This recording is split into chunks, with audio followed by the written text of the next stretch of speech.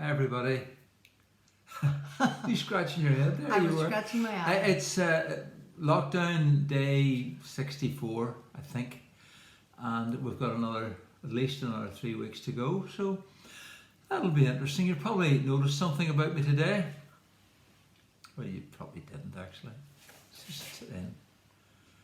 Yeah, Priscilla cut my hair. We needed a bit of light relief.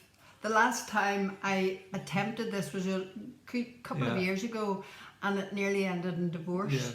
Because Paul got so mad at me. She was tentatively stabbing me. Although, people probably go, did you need a haircut? The last time we were down in Dublin before lockdown, Iris, my 4-year-old granddaughter, said, Papa, I want to whisper, I want to tell you a secret. I want to whisper in your ear. Okay. So I said, come on. She came up and she looked around and she went, you don't have any hair! And then ran away and laughed, which was pretty funny, didn't it? It also provided us with a bit of light relief this morning. Did. That's true. It was the eyebrows. It was the bushy eyebrows, which grow at a phenomenal rate. I know you. Anyway. Anyway, what deep things are going on in your heart today? Honestly, I needed that light relief this morning. I needed to have it is. I was going to say it's the one good thing. There's lots of good things about being married to you. Lots of good things. But Paul does enable me to laugh whenever life gets a bit sort of heavy at times. And I must admit, the last couple of days, I have been struggling big time. When you're hearing the stories and people you've been praying for who have died, it's just so hard. And so the last few days, I sort of realised it's okay to sit with that and sit with the fact that you don't have answers, that, sometimes we're very quick as Christians to run in with the platitudes. And, it's the quick answer. Yes, but the thing is, it's true. It's not that it's not true, but it's not what you need at that particular moment. Sometimes you have to sit with the struggle and you have to sit with the questions. And I suppose that's what I've been doing. I realise that, especially with young people who have lots of questions about faith and everything, I always say to them, God isn't intimidated by your questions, and he would far rather that you were like Jacob and you wrestled with him than go quiet and walk away. And I know in my past, sometimes whenever I have had big questions, I have gone quiet. And so the last few days, I've just been having to talk over with the Lord. And it's not that I've had any answers, but just my lack of understanding. You read one of the Psalms and it's so positive. I mean, I read yesterday Psalm 34, and the truth in it is absolutely fantastic. This poor man called, the Lord heard him, he saved him out of all his troubles. The angel of the Lord encamps around those who fear him. But when I read those things, when terrible things are happening, I go, well, Lord, if I had read that to my friend yesterday, how would that have applied? So I have all of these questions in my head, and I feel like the last thing you want is someone to just come rushing in there and say, but this, but that. Which I don't do, to be honest with you. You leave me to my own devices. Yeah. But I find then, I like the Lord does come through. I mean, I remember years ago, not in this situation, I was in a situation where I couldn't pray. I just couldn't pray. And then I remember one day the Holy Spirit said to me, well, what could you pray, Priscilla?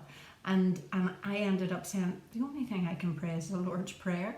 And so for weeks, that was the only thing I prayed, because it was the only thing I could pray. Well, I actually think that's pretty good advice, because I was I've been starting to read through Acts, and I'm in Acts 3 this morning, and it says Peter and John went up to the temple to pray, and they met a man at the gate, beautiful, and it says he came there every day.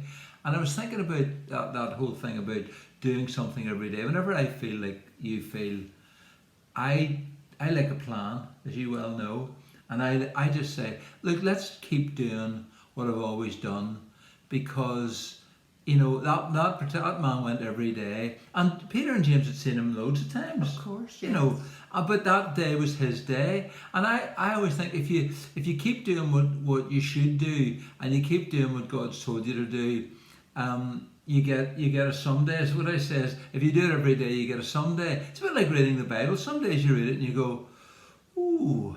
I mean, Leviticus recently, Jeremiah. I read Jeremiah.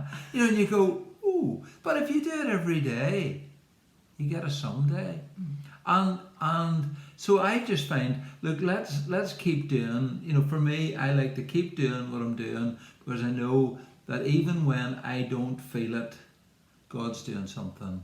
That song that's out at the minute, isn't it? You know, even if you don't. Even if I can't see it, you're working. Even if I can't feel it, you're working. So again, my advice to you is keep reading the Bible, keep praying, keep praising, as you said the other day, and do all those things. And because the act of the will is often way ahead of feelings. It's a bit like an express train and a freight train. You know, you decide to do something even though you don't feel it. What is it? Fake it until you feel it. I don't mean it like that, but I do mean sometimes you just got to put some things in your life and keep doing them, because if you do it every day, you get a someday. And I think that's what I've even experienced today. I think you're absolutely right. I mean, I went out for my walk today and I started to do what I do. I was praising, I was praying. I didn't feel it very strongly. Although, do you know what I've discovered that today? I don't, Paul, you always listen to music when you're walking or something. Podcast, yeah. Whereas I tend to use it to pray over things.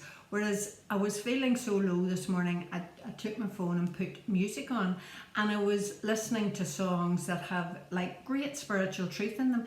And I realised why, you know, it's really important that David sang the Psalms. He put music to the Psalms. He didn't just write these wonderful words, he sang them, because I realised sometimes when I read it, it doesn't impact my spirit. That's very good. Whereas when it came with the music, it was the same truth, but somehow it impacted me in a way that just simply reading it didn't. So I feel like it's music and the words. God uses both of them together to impact your heart. Do you feel and a your song spirit. coming on?